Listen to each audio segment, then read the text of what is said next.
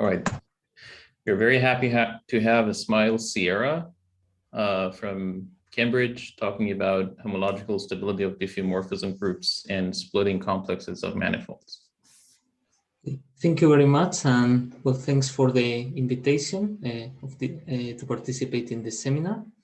And yes, so today I'm going to talk about homological stability of diffeomorphisms and splitting complexes, and mainly about the splitting complexes of manifolds, actually. So firstly, let me give some, it's not working. So just give me a second, like having some computer issues.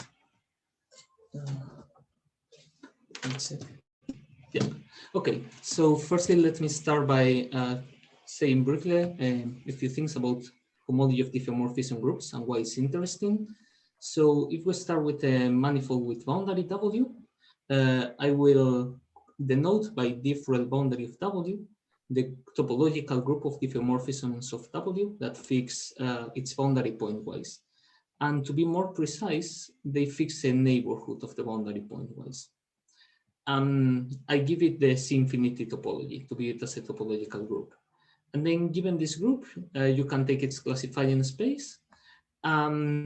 This is a geometrically meaningful thing to do because this will classify smooth fiber bundles whose fiber is W and which come with a trivialization over the boundary. And therefore, the cohomology of these spaces is going to be the characteristic classes of such fiber bundles. That's why you are interested in considering the cohomology of these diffeomorphism groups. And it turns out that it's a bit more convenient to discuss the homology instead, but it's not hard to go from one to the other. So that's why you care about these homology groups. So instead of taking just a random manifold, a nice class of manifolds you can study are these that are usually called WG1s. These are a generalization of surfaces of genus G, but in 2n dimensions. These manifolds are particularly simple. Like, for example, their handle structure is very simple, and they are basically you take Sn cross Sn, and you take connected sum of G copies of that, and then connected sum a disk.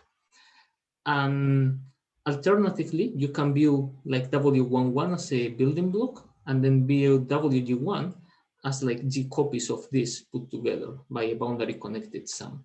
And let me remark here, for example, that here I'm viewing W11 as a manifold with corners, not as a smooth manifold, but this is not going to be a problem because the diffeomorphisms real boundary of this thing are going to be just the compactly supported diffeomorphisms of the interior. And the interior of this is just the interior of the smooth version of W11. So I will use this trick of introducing corners at a few places, but by this observation, that has no effect on the fact that I'm computing the same diffeomorphism groups. Okay, so let me say what homological stability of diffeomorphism groups means. So by viewing WG1 as G copies of W11, you can view the G minus 1 as contained inside the genus G1. And so we get a stabilization maps that goes from diffeomorphisms of the W of genus G minus 1 to the one of genus G. And those are defined as follows. You take a diffeomorphism of this gray region and you just extend by the identity. And that gives a new diffeomorphism that it's also fixed on the boundary. Whenever you have a family of topological groups and maps between them, like in this situation, you might ask whether these maps are homology isomorphisms, and you might ask whether you can compute the stable homology, i.e. the colimit of the homology of the groups. And in this case, it turns out that the answer is yes, in both cases, by the work of Galatius and Randall-Williams. In the second case, well, I said yes, but I mean just like rationally. Integrally, I don't think it's known, but at least rationally, this thing is known. It turns out that when you know that the two answers of this question are yes, then that means that you can compute some homology groups of these groups for finite G. Because, for example, the bound they get is Galatius and Randall-Williams actually showed that this map is a homology isomorphism when the degree of the homology group is like g/2 plus a constant. And that means that for degrees less than g/2, you can compute the homology of this because it's just going to be the stable one. And so you might ask the question, but is that g/2 the best possible thing? Or maybe there is a much better range, and for d less than g, it is actually true. So that question now becomes interesting, the one of improving the range, because that will improve the non-homology groups automatically. So that's a bit the motivation why you care about improving these stability ranges, which is what the project is about.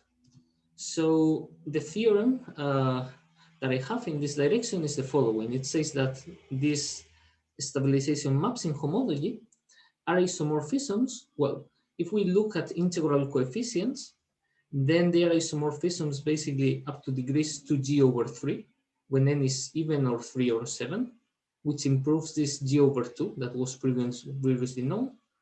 And so it gives many new computations of homology groups. And when n is odd and n is not 3 and 7, I can only prove the result once you localize to, due to a problem that I might have a bit of time to say later. But it still gives some improvement of known bounds, at least except at the prime 2. And rationally, when n is odd, then you can actually get a much sharper result using some computations that I might mention at the end, what this is based on. And here the interesting bit is that the slope increases as n increases and converges to 1. So this computation suggests that probably the correct answer is going to be that these homology isomorphisms, sorry, these maps in homology are isomorphisms for degree less than g plus a constant. But the method is not strong enough, like the way I'm using it, to get that g, but rather than a slope that tends to 1. Okay, so instead, like the proof of this this theorem is based on this new technique of cellular EK algebras developed by Galatius Cooper and Randall Williams. And it has a few steps that you have to do in order to improve homological stability results. And in this case, the hardest one is to understand the connectivity of a thing called the splitting complex of a manifold. So this is what I'm going to talk about in the rest of the talk. And then maybe at the end or in the questions, I can explain a bit how this relates to the story of homological stability. So if you haven't followed the story of homological stability so far, don't worry, because now we will start a new different topic. But I just wanted to motivate that you care about this splitting complexes mainly because they are the key part in the proof of the homological stability that I've just mentioned.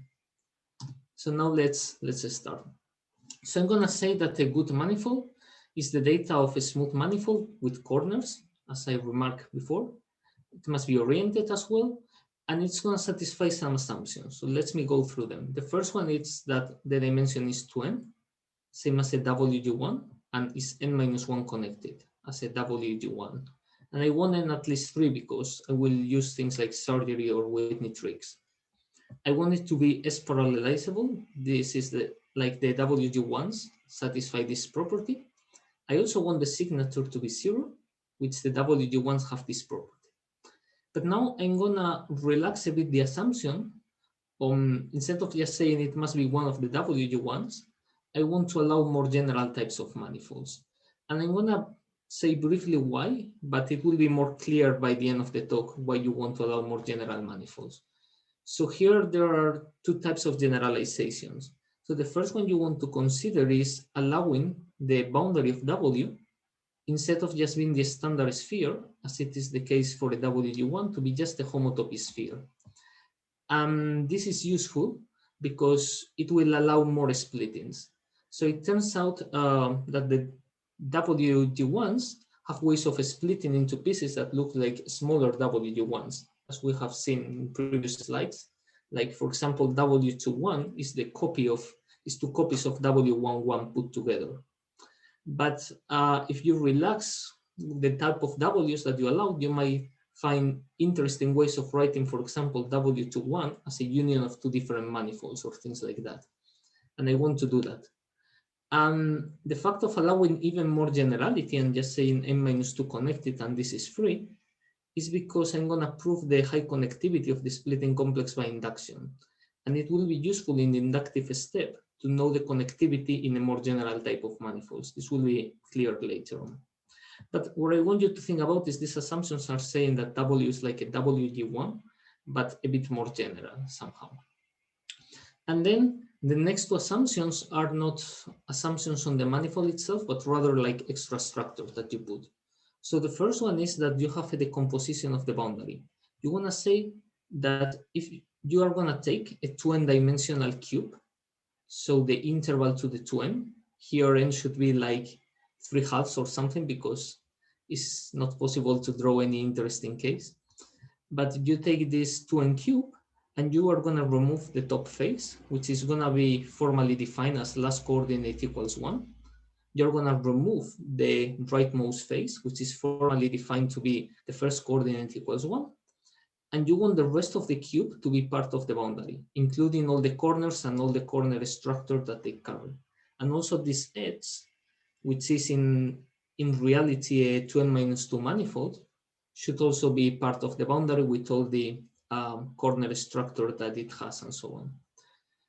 And then on the top face, the boundary of the manifold doesn't have to agree with this standard face of the cube, but rather it's allowed to be anything you want, provided it's a disk in the end.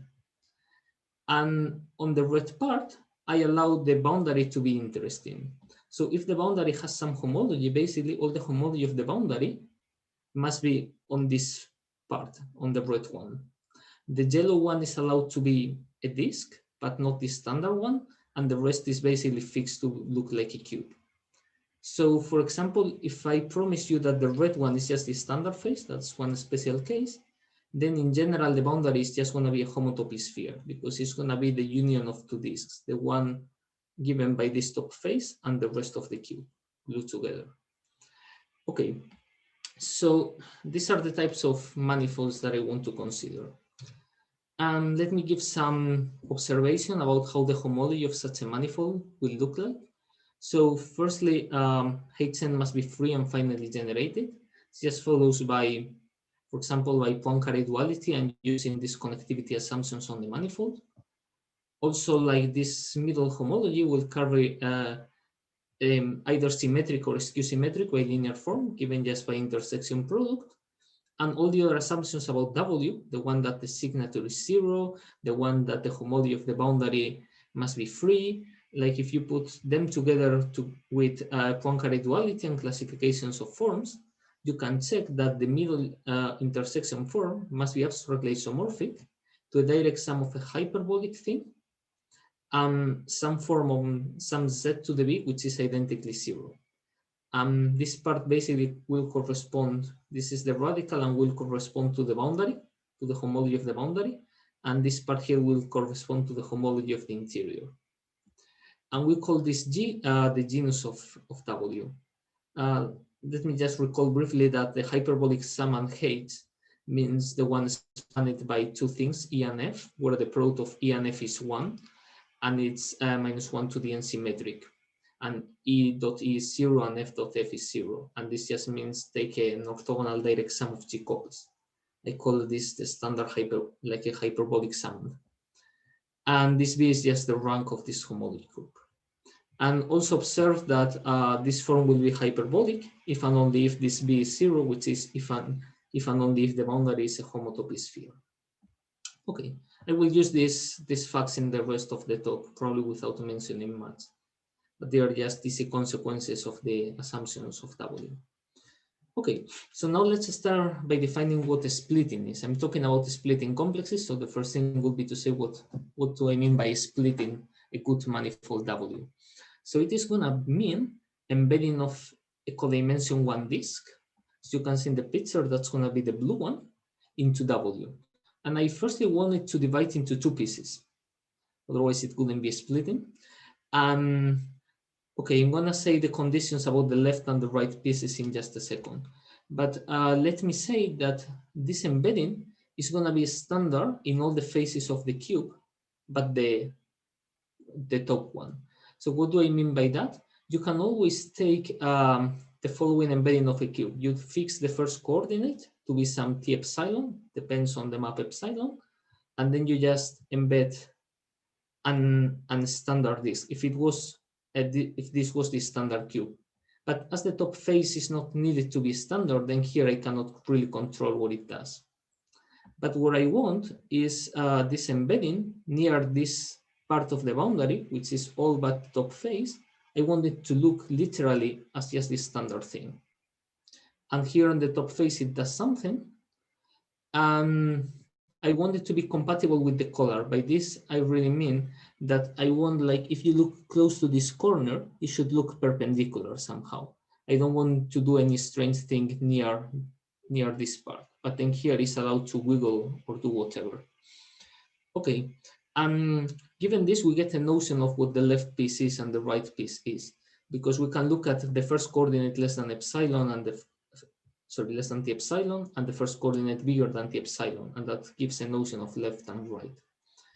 And then I don't want to allow trivial splittings. In the sense, for example, I wouldn't want to take this wall to be super close to this end, so that here I just have a 2n disk and then the rest of the manifold.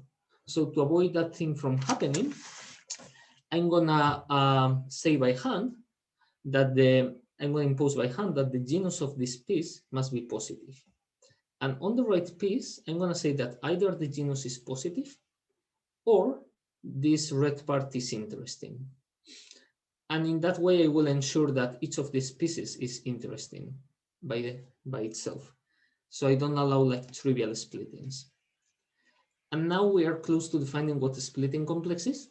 And for that, I'm going to define an ordering relation in this collection of splittings, which you can actually view as a topological space with this infinity topology. And the relation is going to be given as follows. We are going to say that a splitting epsilon is less than epsilon prime. If this coordinate t epsilon is less than the coordinate t epsilon prime, I want them to be disjoint. And I also want the region in between to be non-trivial. Like otherwise, they are going to be basically the same splitting. That's why I want to say some conditions saying this is interesting. And in that way, we are going to get a topological poset, by which I mean is a topological space with the relation less than that makes it into a poset. And notice that this relation is like a strict poset relation. It's not less than or equal. You can add identities by hand trivially, declaring a wall to be equal, less than or equal to itself. But I think it's more natural in this context to work with the strict less than, because I don't want, because of this thing that I want the region in between to be interesting. So just remarking that when I mean poset, I usually mean with a strict relation. And then given that, the splitting complex is just going to be given by the semi-simplicial space given by the nerve. The nerve in general, you might think is a simplicial space, but as I'm just imposing the strict ordering and not the less than or equal, then this is just semi-simplicial because you don't get the degeneracies. Although this is, I mean, as I said, you can add them by hand if you want to. Okay, what does this splitting complex tell us geometrically? It tells us about ways of cutting a good manifold W into pieces. And notice that each of these is good, because if you look, for example, at the leftmost piece, like this part here looks like standard, like a cube. This top face looks like a disk. Because it's a disk. When you cut a disk into two pieces, each of them is a homotopy disk as well. So this also looks like a homotopy disk. And this wall, which will be the red part somehow, is something, which in this case happens to be a disk as well. So this is good. This part in the middle is also good by a similar argument, because this is an actual disk parametrized. This is a parametrized disk as well. And all the information at the corners is going to look well by all these conditions that embeddings are standard in all possible ways. And the rightmost piece is also going to be good, but now the red part is what it is. So notice that all the pieces here are good, but they also have this stronger property that their boundaries are homotopy spheres, except the rightmost one, where the boundary is basically whatever you had at the beginning. Well, not exactly, but up to a homotopy sphere, it is what you had at the beginning. This fact is related to the fact that the algebra that I'm going to take in the end is going to consist of good manifolds whose boundary is a homotopy sphere. That's why all the splittings must be of that form, except the rightmost piece. That's for people who know a bit about these EK algebras. If you don't, then don't worry. This is just to give some motivation why you want these pieces to be more restricted than the rightmost piece. Okay, so what's the theorem about this splitting complex? The theorem is that if you have any good manifold, this splitting complex has this connectivity. And notice is one better when the boundary is not a homotopy sphere. And this is what's going to make the inductive proof work. And that's why I want to allow this boundary to be more general than homotopy spheres, is to make the inductive argument good, because I get one connectivity. So this is going to be the main theorem of this talk. And now I'm going to explain how the proof works. So, yes. Do you want to exclude dimension 4 in that statement? Yes, sorry. I think I said like initially everything is the early things like n is always at least 3 in the definition of good or something. Okay. But yes, thanks for pointing that out. Like I think dimension 2 this works, but with a totally different proof as well. Yes. So for n equals 1, but in this talk n is always at least 3. Okay. Otherwise, yeah. For n equals 2, I really don't know if it works. The proof certainly doesn't. Okay. Should we think of the case where it's one more connected as like the relative Tits buildings or something? I don't know. Do you have any intuition? I mean, yes, I will say why. Like, I mean, you can start seeing why it should be one more connected, because it's at least one more dimensional. Okay. It's just the usual Tits building, but on a form that somehow is not hyperbolic, but has some radical.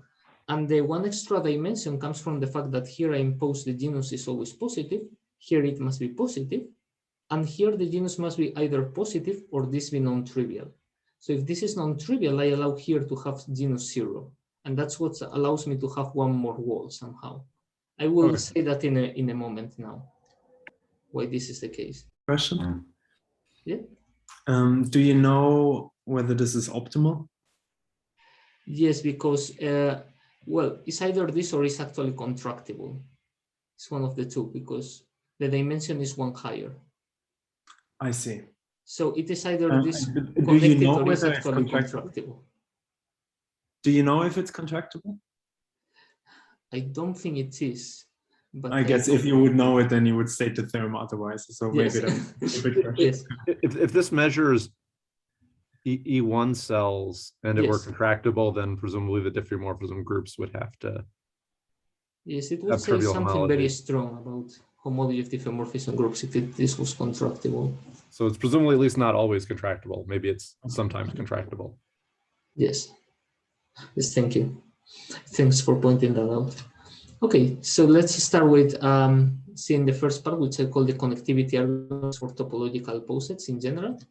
So what I want to do in this kind of short section is to remove the topology from the splitting complex, because kind of working with semi-simplicial spacings instead of semi-simplicial sets is a bit annoying.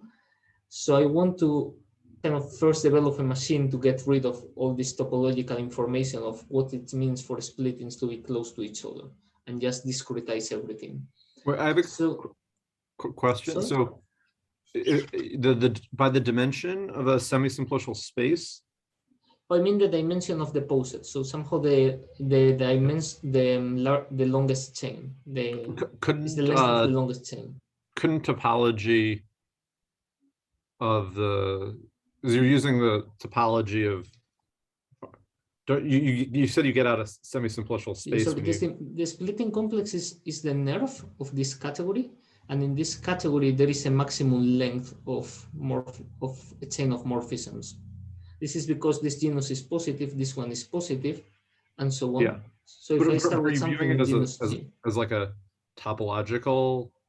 Oh yes, yes. Sorry. So the dimension in the sense of the topological space, like it can be infinite. I mean the dimension in the sense of there are only finitely many layers on the semi-simplicial space. Yeah, but I guess what I'm saying is, so you get like a semi-simplicial space with no p simplices in high degrees. Yes, but exactly. Couldn't, if the space of 6 simplices has homology in degree 1,000,000, then you'd get homology in degree 1,000,006. Oh, even yes, if yes, that can happen. That's perfectly fine. The thing is, so far, the thing is, I'm only gonna show this connectivity thing, which says basically that we have no homology below the expected dimension. Oh, yes. So maybe that says that, oh, yeah. so So you that don't says know the that, homology is concentrated in a single degree. For the discrete version, you oh, would, yes, but yeah. I see. Yeah, so if you knew this is one more connected, so if this was an optimal, then, well, then for sure, since this measures E1 homology, you will know that there is no E1 homology on the critical line. So that will automatically prove much better slope results. But yes, you're right, that doesn't prove it's actually contractible. Yes. Yes. Yes, that's right. Thank you very much. Yeah. Yes. So let me just recall briefly that if I have a discrete poset, so that means a poset where I give it the discrete topology is Cohen-Macaulay of a given dimension. If it's K spherical, by spherical I mean it's K dimensional, so the longest chain has K plus 1 elements, and I mean that its nerve is K minus 1 connected. When I say a poset is something connected, I always mean the geometric realization. So the geometric realization of the nerve is whatever connected. But I will say that all the time without saying explicitly. So I want the whole thing to be spherical. I basically as connected as possible. And I also want all the possible links to be as connected as possible. So if I fix any element in my poset, the things that are smaller than that poset must also be spherical. The poset of things bigger than that must also be spherical. And the poset of things in between two elements must be spherical. And this is like a very strong condition that it's telling you that the whole thing is highly connected, but somehow locally, it also has some good connectivity properties. And you will see how this is used in the proof. And the key lemma here that I call the discretization lemma is that if P is a topological poset with some conditions, then if the discretization is Cohen-Macaulay of a given dimension, the poset itself is K minus 1 connected. I basically as connected as you usually want to show it something is connected. The conditions is that it must be Hausdorff as a topological space, and that the relation that you can view as a subspace of P square is open. So now let's see a bit how this lemma applies in our situation. So we're going to apply this lemma when P is the splitting complex. So my first observation is that all these links I wrote here, for the case of the splitting complex, they just look like splitting complexes of smaller manifolds. Why? Because if you consider, for example, this wall, what does it mean to be a splitting less than this wall? It means literally a splitting of the manifold on the left, which I have already argued that the thing on the left is itself a good manifold. And what does it mean for splitting to be bigger than that? It literally means splitting of the thing on the right. And the splittings in between these two splittings is just splittings of the manifold in the middle, which is also good. And the second observation that I want to make is that the dimension of this splitting complex, in the sense of the dimension of a poset, is one higher than the connectivity I want to show. And this bound comes as follows. You can show it algebraically. Why? Because the middle intersection form of this whole thing, is hyperbolic of genus G plus some zero form. And then whenever you split, here you must have some hyperbolic of some genus, here as well, and so on. And on the rightmost piece, you either have some genus or B was 0 to start with. So that says that the dimension cannot be larger than that. And then the idea is you use the work by wall to be able to show that this splitting algebraically that exists of maximal dimension can actually be realized by manifolds. So somehow you take a splitting of the form that is maximal dimensional and you find submanifolds realizing it. That's a bit how the proof works, but this is not very hard. But then if you put these two observations together, you get that if you can show that the discretized splitting complex is disconnected, so this quantity connected for every W, then it is actually Cohen-Macaulay for every W. Why? Because the links are the same things for smaller Ws. So they will also be Cohen-Macaulay inductively by the definition. And therefore you can apply this discretization lemma and get that the non-discretized version itself was Cohen-Macaulay. And this is because the relation in this poset is clearly open and Hausdorff. The Hausdorff thing is because infinity topology is Hausdorff, and the openness is because if I move a bit this splitting, the condition of the genus in between being positive is still satisfied, and so are all the other conditions. Okay, so basically this says that with the discretization lemma, I can remove the topology from the splitting complex. Now let me give a brief sketch of the proof of the discretization lemma, which I recall here. And the proof is based on some work by Ebert and Randall Williams, where they show a similar discretization property in more general categories. But in the case of posets, you can prove a slightly stronger statement, which is this one, by modifying the construction a bit. The proof starts by considering the bi-semi-simplicial space, which consists of p chains in the poset you started with, and q chains the discretized version. And the phase and the condition that they must satisfy is somehow that they define a shuffling, in the sense that they merge like this in some sense. So the condition is saying that when you put all the x's and all the y's together, they are themselves ordered, totally ordered, but maybe they are mixed. So maybe you have x0 is less than y0, less than x1, less than y1, less than y2, less than x2, and so on. The phase maps in this bi-semi-simplicial thing are just given by forgetting the x's and the y's. And you have two obvious augmentations, to the p itself and to the discretized version. And it is a fact that this diagram is homotopy commutative. The way you show it is basically you construct the homotopy simplex by simplex, and the way the vertices shuffle tells you how to map a p simplex times a q simplex to a p plus q simplex. That tells you where the vertices go, and this is not hard to show. And given this, and given that by assumption this is k minus 1 connected, in order to show that this is k minus 1 connected, I just need to show that this map is k minus 1 connected. Now, this is a map of semi-simplicial spaces. So to show is k minus 1 connected, I just need to show that on p simplices is k minus 1 minus p connected. This is by the work again of Ebert and Randall Williams on semi-simplicial spaces. And now the key fact here is that this map epsilon p is a special type of map called a Serre microfibration, which is a map that satisfies the homotopy lifting property for a small time, by which I mean if you are given a homotopy to the base and a lift at time 0, then there exists the lift of the homotopy for some sufficiently small time.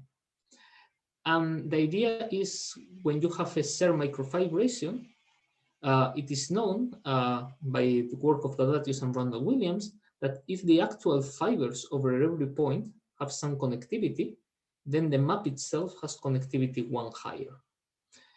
And so that basically will reduce the problem to showing that the actual fibers of this map that basically takes this chain in P and this chain in P discretized and projects to the chain in P. That will show that the fiber of this map over every chain here is disconnected. Now let me mention a bit why this is a Serre microfibration. This is because if you forget this extra condition and you just consider the set of a P chain here and a Q chain here, with no extra condition, and you just project to the P chain, that's a fibration. The idea is that this condition is an open condition. And when you take a fibration and you take an open subset of the total space and you restrict the projection map, what you get is always a microfibration. Why? Because you just use the homotopy lifting property on the whole fibration and you observe that that gives lifting for sufficiently small time. That's how the proof of this being a Serre microfibration works. And now, what is the fiber over a chain here? Well, that means I want to find a chain in the discretized thing that together with this is totally ordered. And this is precisely the definition of this join. Because basically each of the yi's must be either less than x naught or lying between x naught and x1 or between any of the others or be bigger than xp.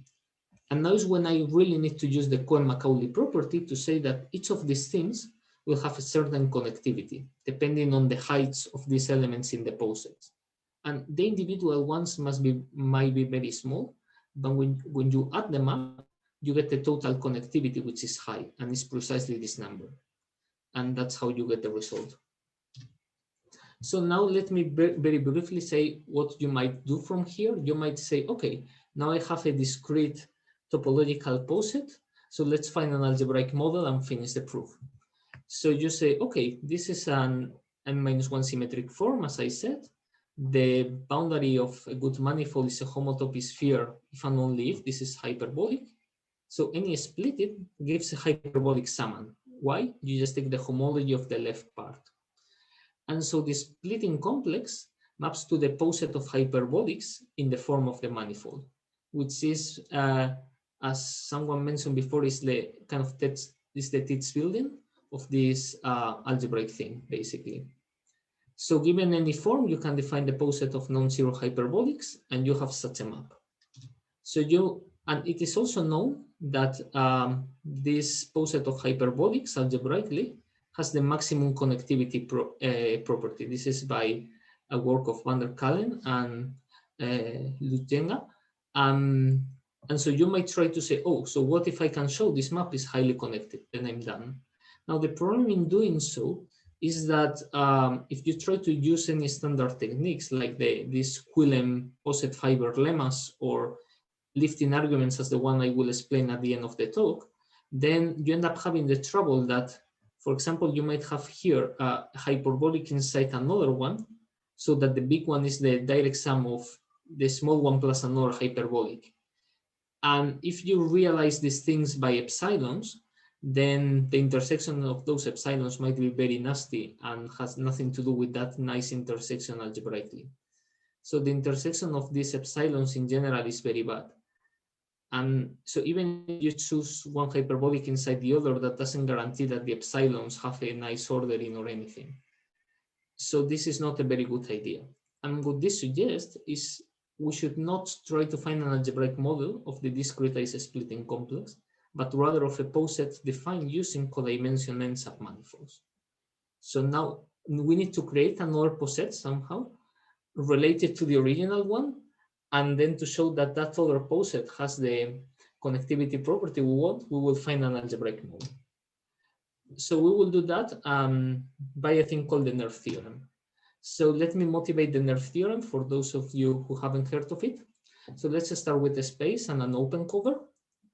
And let's assume that its finite intersection of elements in the cover is either empty or contractible. That is what is usually called a good cover.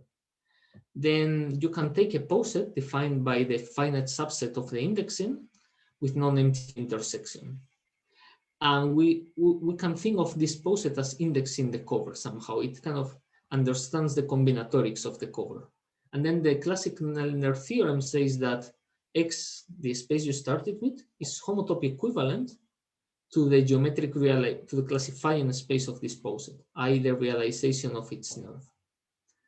Okay, so now let's see a bit of a more exciting version where you just care about showing that the space has some connectivity. Then the good thing is that you just need the poset to have the same connectivity and the intersections to be something connected, but they don't need to be literally contractible. The good thing here is that if you want to show that the space is k-1 connected, then you just need to show the poset index in the cover is k-1 connected, and intersections of p plus 1 things are k minus p-1 connected. So the larger the p is, the more intersections you take, the less you care about the connectivity of them somehow. That's the philosophy. And this is a very powerful tool, because when you use it by a poset covered by subposets instead of a topological space covered by subspaces, you get an even stronger version. which is this one here. I'm not gonna bother to try to read it for you or explain the terms. Just believe me that it's a very similar in spirit. It tells you you have a poset, kind of indexing a cover of another poset by subposets. And if you know that the poset indexing the thing has some connectivity, plus some conditions that are the equivalent of understanding these intersections on an open cover, are the equivalent in the length of posets, then you can get the connectivity of the poset you are covering. And so the idea is we are going to cover our splitting complex by a different complex, by a different poset, which will be the arc complex. So to define the arc complex, I won't just have a W. I will need some extra data, which will be an embedding that is going to go from sphere of dimension n-1 times r, so it's like a thick sphere, to the red face of partial W, which we call the red face is the one that is allowed to have some interesting behavior. Here I'm drawing the things in one dimension less because otherwise it's not clear at all what the pictures mean. And this kappa is going to be chosen wisely. Sometimes I will choose it to be trivial, sometimes I will choose it to be different, but it's something I choose. So for each kappa, I will define an arc complex. And if I choose kappa correctly, this will be a good covering and will allow me to deduce interesting properties of this thing. Now, this is going to be defined as a simplicial complex. And to view it as a poset, you just take the poset of faces of this simplicial complex. So it's a bit nasty definition, I know. So let me now say in words what the vertices of this complex are and what the spanning a simplex condition is. And let me warn you that even if I call it an arc complex, an arc for me is going to be an n-dimensional disk in the manifold, not a one-dimensional thing. But I call it arc because this is based on some arc complex defined by the Galatius, Cooper, and Randall Williams in the case of surfaces where the arcs are actual arcs in one dimension. So okay, let's see what the vertices of this thing are. So in this picture, you can see the red face. This is the yellow face, which is the top one in the cube. And this is the part that looks like a cube. And the embedding kappa is represented by this blue region here, where I have actually given orientations saying the direction of R. So in this case, this is S0 cross R embedded. And here you can see the R direction. So the poset is going to be given by disk, the N embedded into W. These disks are in this picture, these green arcs. And the first condition they must satisfy is that on the boundary, they look like kappa restricted to the sphere cross a fixed time. Also, they must satisfy another condition, which is that this kappa gives a nowhere vanishing section of the normal bundle of these disks on the boundary. And I wanted that to be extendable over the whole disk. In this picture, that is represented by these arrows. I must be able to pick this normal section of dimension 1 that is compatible with this R direction here. And I will also impose the condition that when I cut along this arc, so if I remove it from the manifold, I want what's left to still be good, in the sense that I still have these two faces of the cube. I will have this top face, which is like a homotopy disk, and the new red face will be a surgery, where I have removed this embedded and not a certain handle. So the new red face will be given by a surgery on the old red face. And this is just the condition of an arc to be in this, to be a vertex in this simplicial complex. And when I have a collection of them, I will say they span a simplex, basically, if they come with an ordering. In this case, you see the first arc is smaller than the second, because this arc coordinate is smaller in the first one than in the second one. And they must also be pairwise disjoint. This is a very standard condition. And I also want that when I remove both of them, or all of them if there are more than two, the new thing is still good. And in particular, I need to say is n-1 connected. Here are the written conditions that I mentioned before. So the first one is the behavior of the boundary is given by kappa. The second one is you're able to extend this nowhere vanishing section defined by the kappa, by the thickening of kappa. And the third one, as I said, is that the cut manifold given by cutting this disk is n-1 connected. And it turns out that by my choice of kappas, which is very restrictive, if they are n-1 connected, they are actually good. Like all the conditions about the signature and the homology of the boundary being free and so on, they are automatically satisfied. This is the only one that can fail, possibly. The condition of spanning the simplest, as I said, is they come with an ordering, images being disjoint, and the cut manifold, the global one, still being connected. Okay, let's see how this thing indexes a cover. So the idea is, if you are given a simplex here, so a collection of arcs, which subposet do I take? Well, I will take a split-ins such that all the arcs in my collection lie on the right piece. So the idea is, if I give you any collection of arcs in this arc complex, then I'm going to think of a split-ins such that all the arcs lie to the right. And that is going to be a subposet of the splitting complex. And I'm going to cover the whole splitting complex by subposets of this form. That's going to be the idea.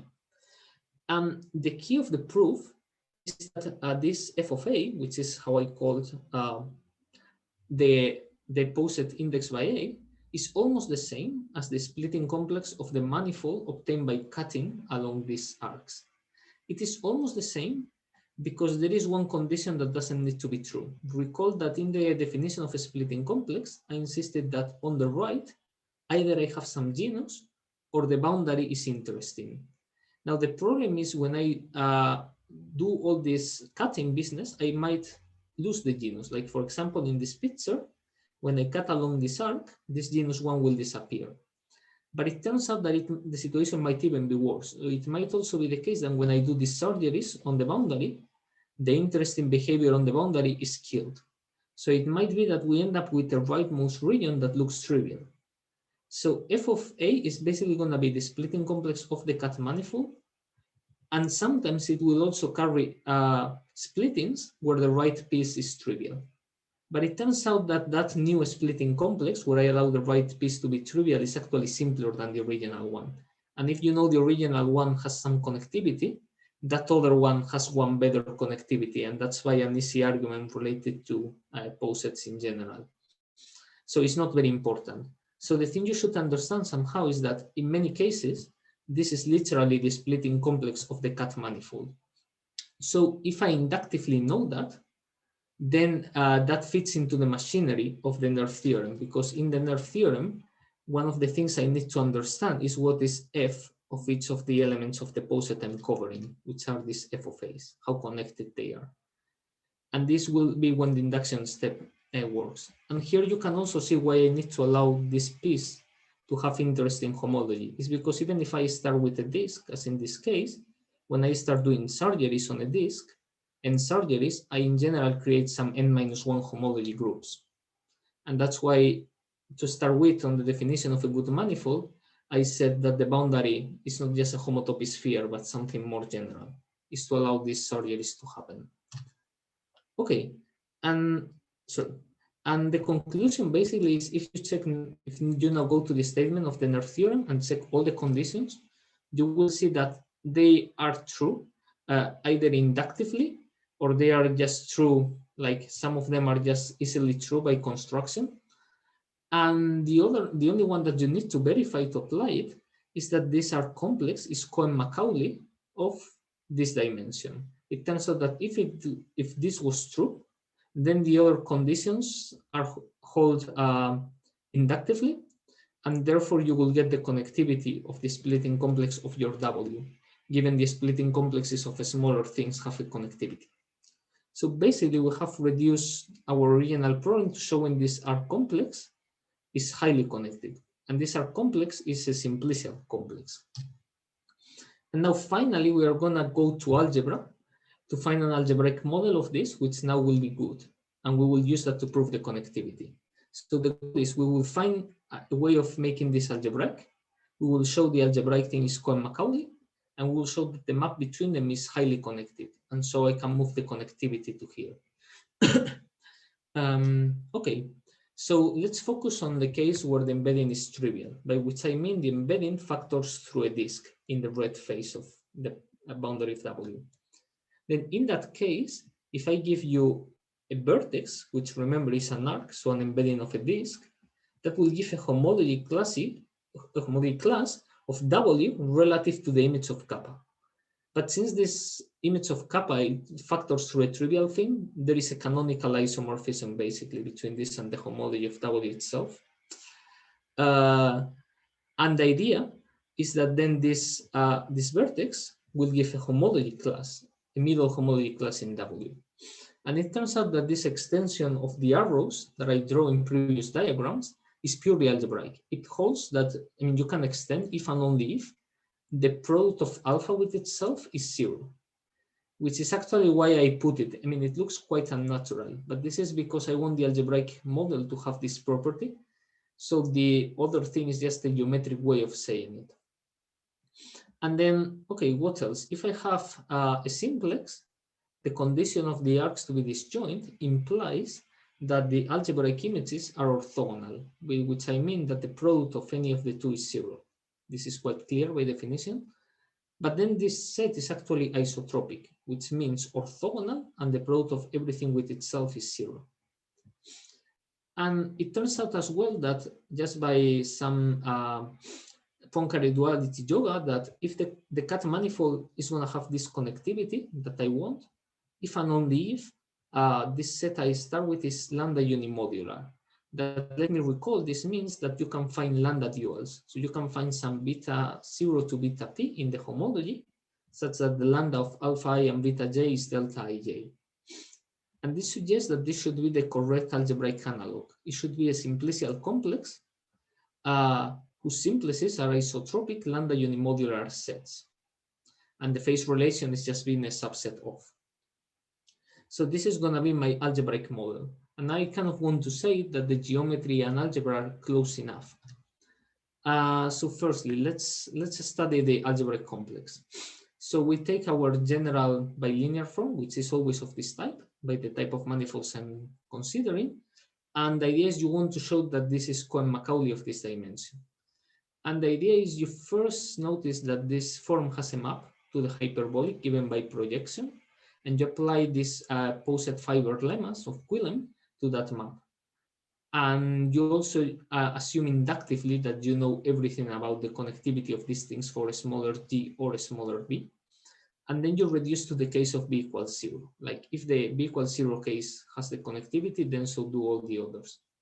And then the case b equals 0, it turns out to be basically known in the literature by the same work of van der Kallen and Jenga. And in this case, this is not so bad. But when kappa is non-trivial, it turns out this algebraic complex is harder because it's somehow it's an affine version of the thing I said in some way. And then to prove it, you also need to play with some results by Czarny, and then you need a more elaborate proof. But somehow the proof of the connectivity of the algebraic complex is more standard and is based on techniques that have been developed in the literature. And now let's see the final bit, which is based on an argument by Galatius and Randall Williams of a similar statement, which is how do I go from the connectivity or the Cohen-Macauliness of the algebraic thing to the geometric thing. So the idea is you need to take a simplex in the geometric thing and consider the map from the link of this simplex to the link of the algebraic thing of the simplex. And then you want to show that this is somehow very connected. And here I'm gonna focus on the case where the simplex is empty. Just the whole map on whole posets. Because the other case is similar, it's just the notation is more annoying to carry it around. So let's focus on the case of showing the connectivity of this instead of the Cohen-Macauliness.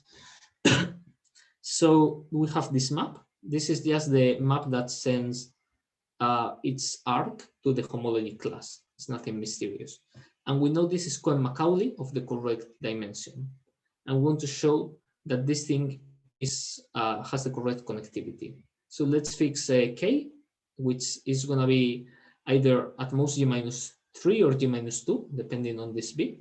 And we're going to take a map from a K sphere to here. And our goal is to show that we can null homotopy. That's what it means to be highly connected. So how are we going to do it? Firstly, we map it down to the algebraic model. And when we do this, then we know this is null homotopic. And therefore, we can factor it through a disk. Now, if you start playing with simplicial approximation theorems, you can find a simplicial structure here, a simplicial structure here, and make this map so that F and G are simplicial maps. You are always allowed to modify F up to homotopy because we just want to check it's null homotopic. So you can assume this is simplicial, and this is simplicial. And even more, you can actually pick very nice simplicial structures. So there is a notion of a thing called a PL structure that maybe some of you know what it is. If not, don't worry. But the idea is I want to say that this has a triangulation given by a PL triangulation. This has a PL triangulation, which extends this one. And this inclusion has some nice extra property, which is that I want the star of every the star of every vertex here, not in the boundary, to intersect the boundary at most one simplex. That's a very technical condition that it turns out that you can assume by using that this is called Macaulay. This is on the work of, based on the work of Galatius and Randall Williams. And they also show that you can find this null homotopy with some extra property, which is that G maps the link of a vertex inside the link of G of the vertex. And so these are like, what I'm saying here is like, it's not just that you can fill this square, but you can make it in such a way that this map and this map are very nice themselves. And now the goal is we want to leave this map along here to get the null homotopy. And we're going to find actually a simplicial lift of this with respect to the simplicial structure here. And by these super technical conditions that I just mentioned, that you can make this map and this very nice, it turns out that you only need to do the following. I need to give you a collection of vertices in the algebraic model, and I just want to tell you how to lift them. Oh, sorry, this is a typo. This is just a geometric thing, not the algebraic one, so that simplex relations are preserved. So it turns out that you can take all the vertices in this triangulation, map them here, and then you get a bunch of vertices here. And if I can lift those vertices to vertices here, so that whenever they define a simplex upstairs, they also define a simplex downstairs, then you can just, this automatically will define a lift G. And this is by all these extra conditions on these maps. So we are just left with the exercise of how to lift vertices, basically. And the idea is, how do you lift a single vertex? So basically, you give me a homology class. And then the first step is I represent it by a map from a sphere. This is by using some Hurewicz theorems and this isomorphism. So I represent it by a map, which looks standard on the boundary. And then the idea is you start using immersion theory to homotope this thing relative to the boundary to make it smooth and immersed. And then you use a Heffliger trick of summing some immersions of spheres to actually make it an embedding. So you can represent this class by an embedding that looks as you want near the boundary. And then it turns out that this nowhere vanishing section condition is automatically satisfied because this class you started with must satisfy this condition. And the fact that the class you started with is lambda unimodular will tell you that the cat manifold has the connectivity you want. So with this method, you are able to show that every vertex downstairs leads to a vertex upstairs. And now if you are given a finite collection, you just pick an ordering of the vertices and you lift them one by one. And the idea is the only thing that can go wrong is that maybe they are not disjoint. But you can easily fix it because by assumption, algebraically, you know their intersection number is 0. And then you can use the Whitney trick inductively to rechoose the embedding of each of the later vertices to make them literally disjoint. And then all the rest conditions will be satisfied because they purely come from algebra. And so this allows you to leave the families and then you fill the null homotopy and that finishes the proof. So to sum up, you start with the splitting complex. You first apply a discretization lemma to forget the topology of the splitting complex. Now, once it is just a poset with no topology in it, you can apply this nerve theorem to cover it. and we cover it by this mysterious R complex. So it suffices to show that this R complex we are using to cover is highly connected. And the way that goes is because that has a nice algebraic model. So we go to the algebraic model, we show the algebraic model, and then we lift again. And that's it, because I'm running out of time. I wanted to maybe say a few words about how to connect to the story of EK algebras, but I think it might be better just if someone is interested in the questions to say a few words about this story, because the proof of the main theorem is what I've just said. So I think I will stop here. Thank you very much. Thank you for the talk. Like, clap on behalf of everyone. Is there a question for Ismael?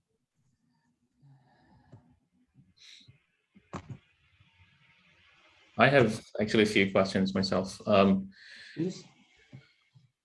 Maybe it's actually related to what you wanted to say. One thing is, do you need to modify this EK cell technology to have this topological coset? Because, for example, in the surface case, I think if I remember correctly, they consider this functors from the braided monoidal category of mapping class groups. But here for BDiff, do you need to somehow topologize this setting? Yes, so the way we do it is by considering an explicit point set model. So our algebra is gonna, okay, I think I can actually draw if this works a bit. I might try to even draw something for you, kind of illustrate the point. So the idea is the following. Okay, so give me a second.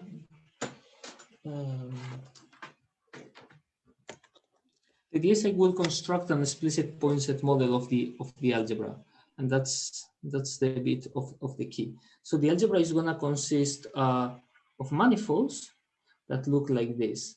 They are kind of, okay. So the manifolds we have are these good manifolds. So these are like the two standard faces of the cube. This is the kind of thing that is allowed to be interesting, and this is the disk embedded in the interesting way. So now the algebra is going to consist of the things where this rightmost face is actually just the standard one. So I'm going to take good manifolds that are literally like the cube here, and then here have a disk, and I want to see them embedded inside an interval, so inside a box, cross R infinity. So the point set model is take all the good manifolds inside this box that literally look standard in all these places. Here is a homotopy disk, and they are embedded. Then the collection of all such things, it turns out to be a model for certain moduli spaces. And those moduli spaces are BDiffs, but instead of real boundary, they are only relative half of the boundary. What do I mean by this? What I mean is that they must be a kind of BDiffs that are identity on all the faces of the cube except the top face, because the top face I said is a disk, but is allowed to vary and to move. And so you can consider this is a set, and you can give it a topology, and this is a model of this space. And when you take this for all the good W's, you get an actual algebra. And this is the algebra it takes. So now the algebra is defined, and the EK algebra structure is just given by concatenating these boxes, by viewing the EK algebra as like an actual, like the little box operand, and then you have these actual boxes, and then you fit them into that. And you lose one, so it's just an E2n minus 1 algebra because of this fact that the top face is non-standard. That's where you would lose one. And then you cannot directly quote, as you said, like this paper to say what the splitting complex is, but rather you have to construct models yourself. So the idea is you have to use something like the bar construction. So the way this thing goes is you need to to find the bar construction of the algebra in this way and map it to R somehow. So the idea is going to be that you do more things like explicit bar constructions, defined in terms of the actual realizations of things, and then you have maps between these bar constructions and the algebra. And what you end up showing is that if the fibers of these maps are highly connected, then the cofibers of these maps are also highly connected, and you can actually identify some of the cofibers of these maps with the E1 homology. And this is because in the EK algebras paper, there is a section where the E1 decomposables can be computed by a bar construction. And that works even if the category has some topology. That's not for discrete category. So what I mean is like you go to that section instead. So you must use explicit models of the bar construction and play with that. And then this splitting complex will arise as the homotopy fiber of a certain map whose cofiber is the thing you want. That's why the connectivity gives you the other connectivity. Okay. And then you have to do some modification to make it a bit more geometric, because the literal definition you get a splitting complex is a bit nasty. And then you can show its homotopy equivalent to the one I just gave. That's a bit how it goes. Okay. Thank you very much. Yeah, that's one of the things I wanted to mention a bit. I have a few quick questions, but let me see if others have questions.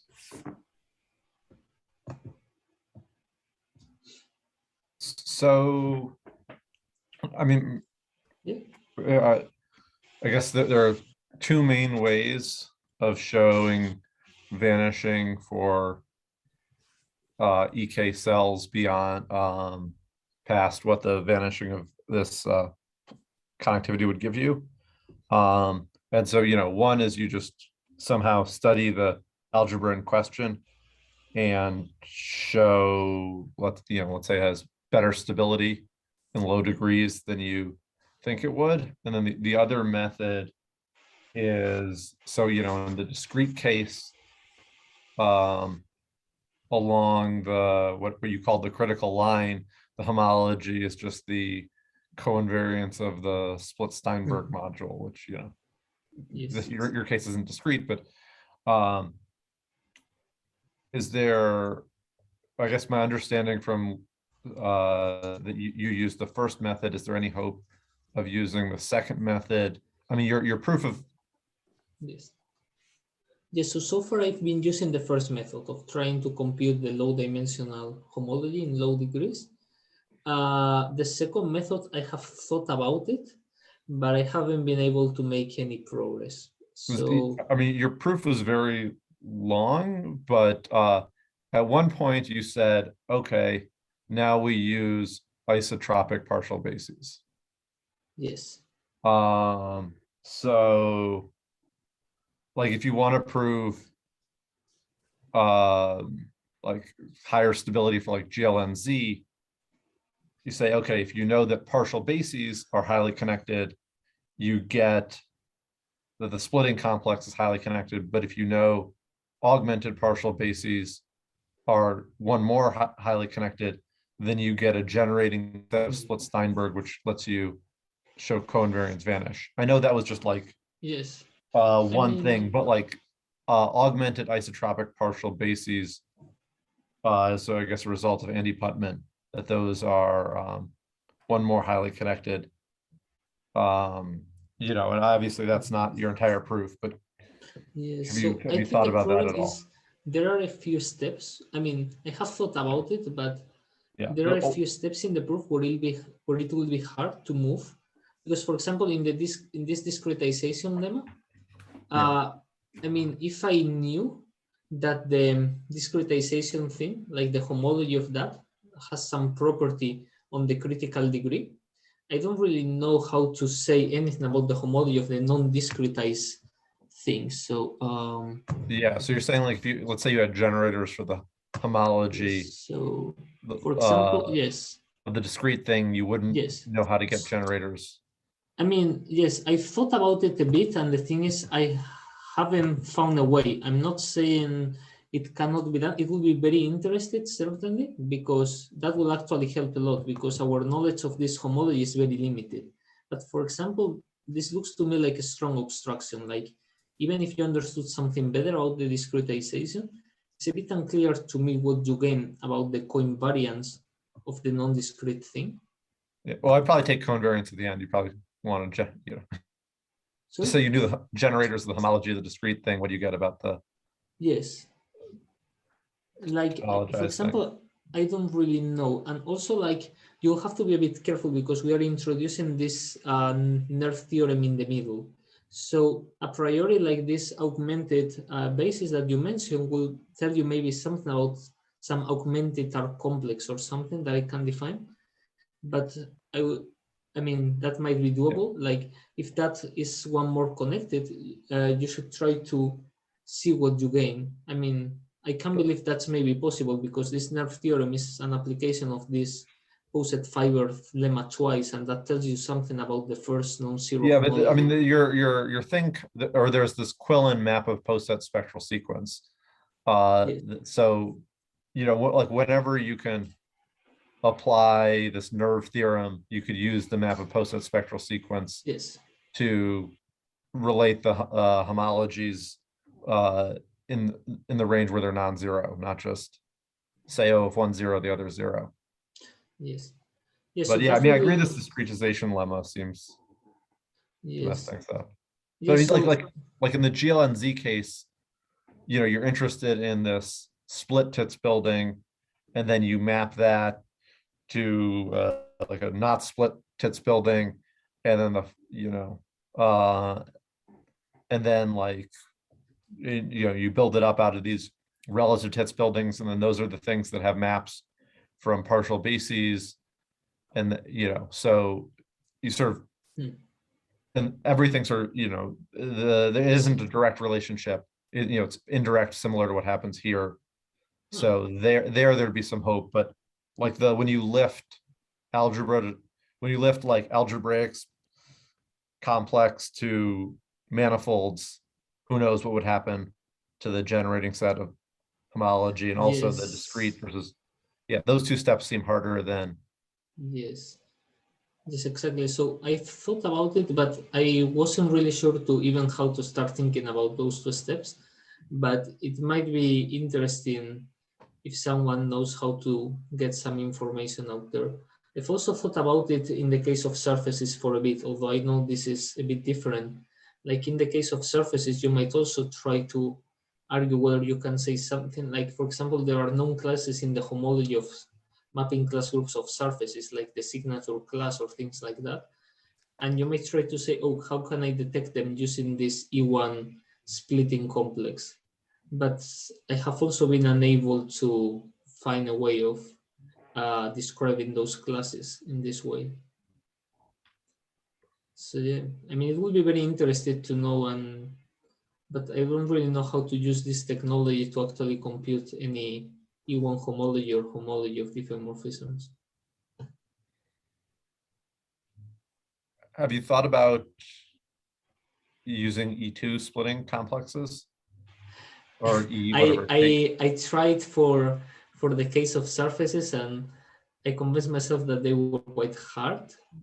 But yeah, I mean, I remember that I discussed that with Oscar for some time, but we weren't able to go anywhere. It looked harder than computing the E11 because the E2 case, you actually care about the second homology of that. Like, for example, if you care about something in genus 4, which was to improve, for example, the stability to slop 2/3 in general for a node, I will need to know something about the second homology in genus 4. And that was actually related to knowing something about the second homology of the E2 splitting complex there. And second homology groups are really complicated. It wasn't even a first homology group. So I was unable to find a nice way of describing it. But it's certainly an interesting idea.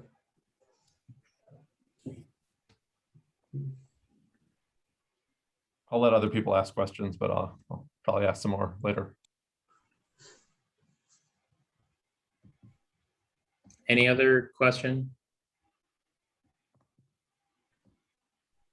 Have you thought about using, I don't know, dealing with B-diffs of other manifolds connected some WG as a module over the thing you proved something about? Yes, so yes, but the thing is, for example, I mean, as a corollary, you can take this class of good manifolds, that's a module over the thing, and you can prove stability for them. But those are still very restrictive. They are very highly connected and their boundaries are very restricted. So if you want to generalize for simply connected or something more like that, you will need to understand this group of immersions instead of the middle homology. That will be the thing to look. And the problem I have there is actually algebraic, it's purely algebraic. Is that algebraically, then I don't have this super strong condition that my form is hyperbolic direct sum radical and is free. In general, it will not be free. And the problem is, if I look at this poset of like this algebraic complex, even for kappa trivial, that will be the poset of hyperbolics when the form is not of this easy way. And that's already non-trivial to show is highly connected. And I don't believe it's known to be Cohen-Macaulay, even in that case. And when kappa is non-trivial, this affine algebraic complex you get is really complicated. And I don't know how to prove it. So I think the good thing there is that the main abstraction is algebraic. So if you could promise me that in a more general algebraic setting, these algebraic models are Cohen-Macaulay, then the lifting argument and the rest of the story works, and then you can just get homological stability for very general types of manifolds W's until by taking connected sum with these W1s, yes. So that's to get then good ranges at the end of the day, you would still need to have like low degree computations for these specific, for whichever manifold you have in mind, right? Which are not a... Well, I don't think so, because like you can apply this technology of viewing things as a module over the algebra. So I see. Yes. Yes. So if you have yes. So if I view the other thing as a module M as an R module, where R is the algebra of these W1s, then if you know something about this bar construction, to be sufficiently connected, then there is a theorem in the EK algebras paper that says if this is highly connected and this is highly connected, then so is M mod sigma. So you can get homological stability for the modules just out of the one of R and out of knowing something about this, which is splittings where all the pieces live in R except the rightmost piece. This is why you get the splittings algebraically where all the pieces are hyperbolic except the rightmost. I see. So, I mean, I haven't checked all these steps, but I believe that the only real difficulty is purely algebraic. So that's the good news. The bad news is I don't know how to extend the class of manifolds in any interesting way to kind of want to state the theorem in those lines. But it's an algebraic problem mainly. Okay, thanks. I have a few questions, quick question myself. One is, at the beginning you said that when n is odd, the stability range is better than when n is even. Oh, yes, that's okay. So, yes, so when I is there any? Well, I think it's just a problem of the way I'm trying to prove it rather than a true thing. So, for example, if you look integrally, I know it better for n even than for n odd, because for n odd I need to localize 2. So this is related to the fact that in my actual algebra, I don't just have the W1s, but I have all the good ones whose boundary is a homotopy sphere. And then when n is even or 3 or 7, just the W1s appear. But when n is odd and is not 3 and 7, due to this existence of the Arth invariant, for each genus, I have 2 abstract manifolds that can appear, the WG1 and an exotic copy of it. And so the EK algebra that I get is not path connected on every genus, but it has 2 path components in general.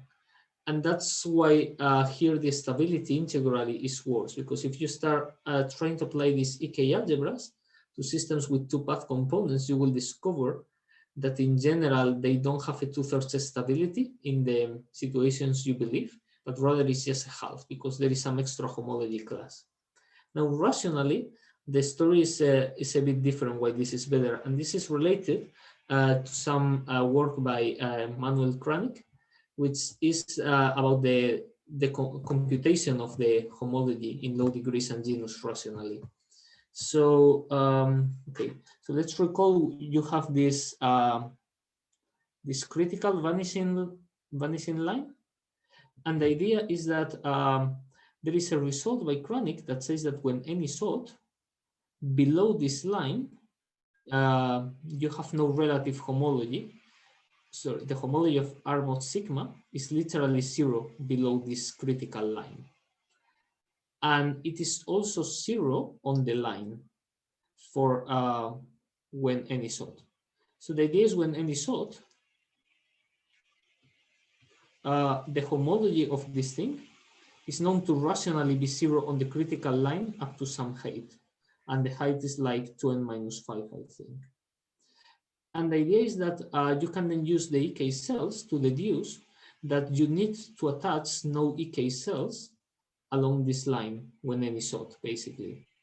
Except for a few exceptions, like you have here, you need two cells here, sigma 0 and sigma 1, and you need here a certain cell-killing relation between them, but then you need no other cells along this line, except possibly of very high degree. And that's why you get a very good slope. Now, when n is even, this result by Kranik doesn't say that the homology of this object is 0 on the critical line. It just says it's 0 below the critical line. And the issue is that just with that information, it might be that the algebra itself has a very bad slope homological stability, because this business of having no cells here is false. You might have here lots of cells, and then here cells killing lots of relations here, and here lots of cells killing relations that somehow make all the homology 0 below the line, but nothing here. So what I want to say somehow is like my knowledge of this homology of R in low degrees is very limited. And when n is odd, given I know a very good property about the homology of these things, that is the relative ones vanish along the critical line up to some height, I can use that to do the trick and improve the slope. And when n is even, I don't know that result. So I will have to go to the explicit computation of this homology of R, which if you look at the papers is actually very explicit, but not so easy to use in practice. And you will need to try to find explicit models and argue from there. So the expectation is that it is still true that the slope is 1, but given the upset is probably 1 worse, that makes the proof using cells much harder, because one of these first thing you notice when working with cells is that they are very sensitive to how you translate the lines. Like firstly, you think everything is about the slopes. But if you want to show homological stability with some strange constant term that maybe looks like this or looks like that, then you start having issues, and just changing the constant term a bit can change the story of the cells you need to attach completely. So I would say it's a problem more of my lack of knowledge of this homology than an actual problem of the result being any different, except for possibly the constant term. I see. Yes. Thank you. Yeah, I mean, somehow this is I think kind of interesting. So if you know the homology of this vanishes below and on the critical line, you can suddenly prove a lot. But if you just happen to know it vanishes below the critical line and on the critical line it doesn't, then you can basically say anything. So I don't know, it's quite sensitive to this one extra constant. Yeah, but thank you very much. Yeah, that's an interesting question. One other quick question. In the mapping class group case, there is this powers of kappa 1 that show up in the edge of the stability. Is there a similar phenomenon for WG1s? Well, the answer is we don't know, because the problem for proving this type of secondary stability is that firstly you need the optimal range of usual stability. So the problem with the WD1s is that the range we currently have is probably not optimal. So I mean, the conjecture, I think the conjecture now is that it should be at least a slope 1. It should be at least g-1 or g-2, depending on the parity of m. Mhm. But maybe that isn't even the case. So first you will need to be sure that you know the exact range. And then you might try to say, okay, now let's look at the co-kernel of the first time is not stable. And then you might try to detect whether that's generated by a class, kappa or something.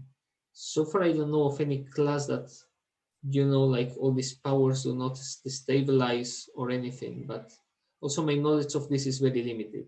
But if you want to find something literally equivalent, you firstly need to find the optimal stability range.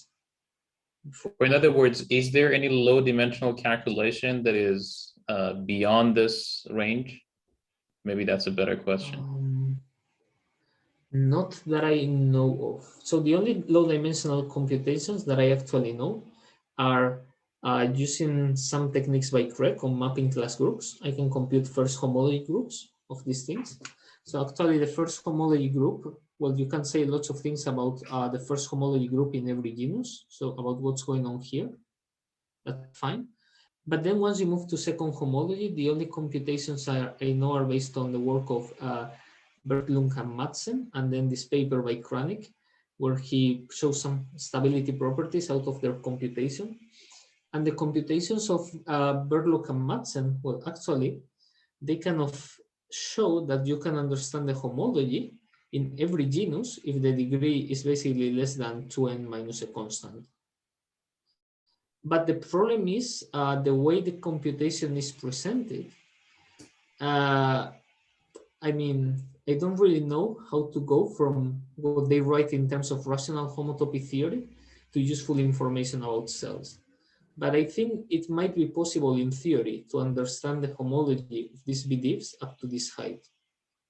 Like they construct an explicit rational model of the universal covers of the classifying spaces. And then they say something about how the fundamental group acts on them. But that's the main problem for me. It's like you have this fundamental group, which is basically an arithmetic group, but a complicated one, and it acts on the homology of these spaces. And the thing they say explicitly on the paper is what the homology of this universal cover is. So I guess in principle, you could say a lot more here beyond this range and try to find some classes, but I don't know of anyone who has done it explicitly. But also, I don't know a lot about this explicit classes computation. But yeah, maybe it's possible to get. So the paper is by is Berglund and Madsen. They have a few papers together where they discuss this, and maybe you can take a look at that. All right, thank you. I'm gonna stop the recording. Yep.